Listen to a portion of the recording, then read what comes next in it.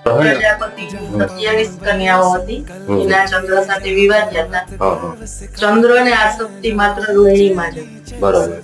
એટલે બધી કન્યાઓ એના પિતા આગળ દક્ષ પ્રજાપતિ આગળ ફરિયાદ કરી કે અમારી સાથે આવી રીતે અન્યાય થાય છે, માત્ર રોહિણી સાથે જ રહે છે.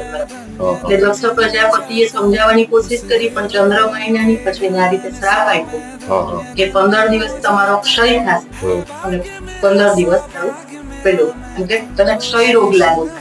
બરાબર. પ્રજાપતિ એટલે ક્ષીણ થવા માંડ્યા ચંદ્ર. પછી એને મહાદેવની ઉપાસના કરી. અહીંયા આ ચંદ્રેશ્વર મંદિર બસ અત્યારે ધરિત્રેશ્વર મંદિર હતું. એને જુદા જુદા ઋષિ મુનિના પ્રભાત ક્ષેત્રમાં ઉપાસના કરવા માટે બેઠાયેલા અનુષ્ઠાન કરાયેલા શિવના.